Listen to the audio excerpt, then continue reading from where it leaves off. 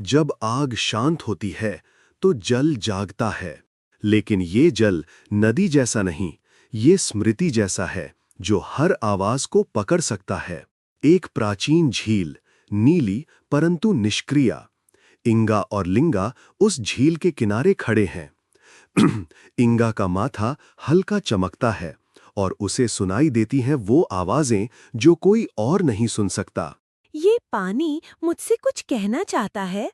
जैसे ही इंगा झील में उतरती है, पूरा दृश्य बदल जाता है। चारों ओर फैलती हैं ध्वनि की लहरें और झील के मध्य में प्रकट होता है एक द्वार, शंख के आकार का। उससे निकल रही है एक रहस्यमयी ध्वनि। ओ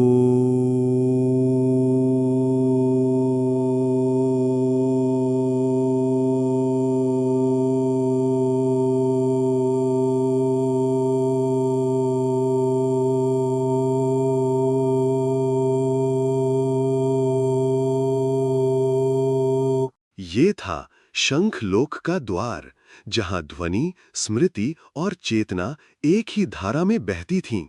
लेकिन ये द्वार सिर्फ उसी के लिए खुलता है जिसका डीएनए ध्वनि कोड को पहचान सके। अब वहां आता है आदि, उसकी आंखों में अग्नि दृष्टि। वो द्वार को देखता है और कहता है, ये द्वार स्मृतियों का नहीं बल्कि भविष्य की गूंज का है। और तभी शंख द्वार से निकलती है एक महिला, अद्रिका। उसकी आंखों में तरल प्रकाश और आवाज में कंपन।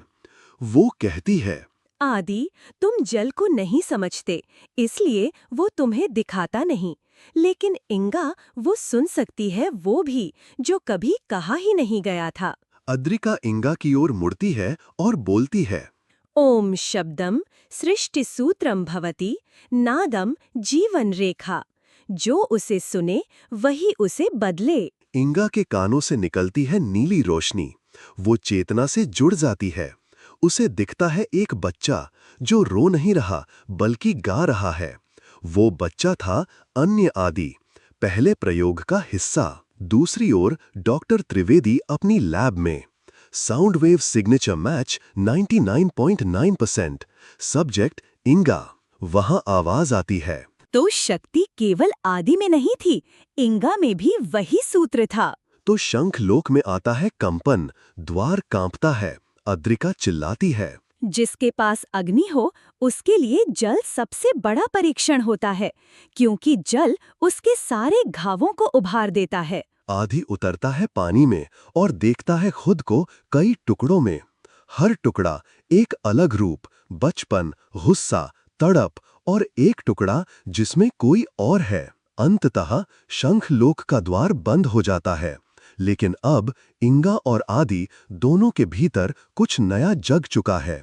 एक शक्ति जो शब्दों से जुड़ी है और एक चेतावनी जो भविष्य की सबसे कठिन लड़ाई का संकेत देती है।